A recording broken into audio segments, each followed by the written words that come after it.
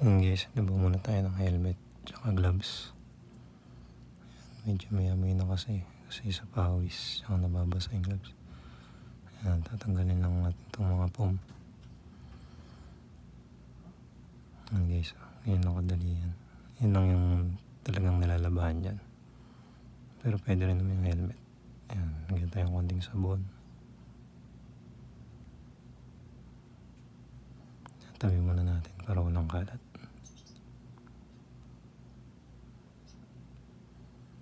Ayan guys, hindi tayo gagamit yan guys. At saka nitong brush. Ayan, kusot lang, okay na guys. Ayan, natingin ako niyan kasi baka dumaan yung mga bata eh.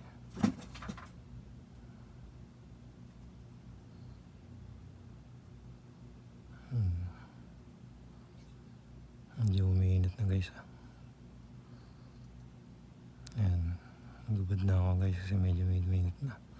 Tapos inabay ko na rin yung mga basahan para hindi sayang yung sabon, para isahan lang.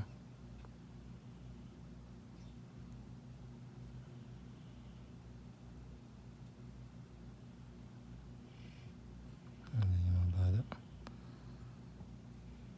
Ayan, alaw na guys.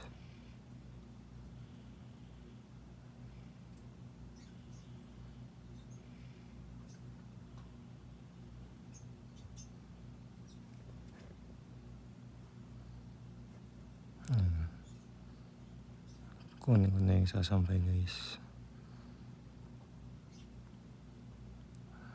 Stretching muna. Medyo masakit na sa balakang. Ayan guys, yun po ng helmet tsaka basahan.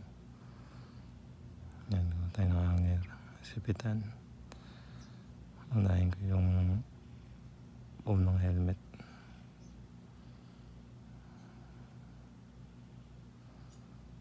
Piga-piga.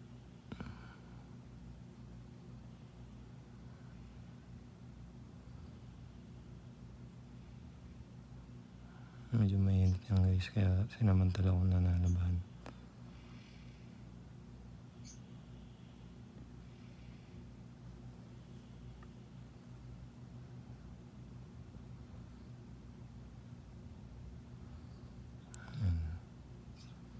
Ayan, nakadali yan guys.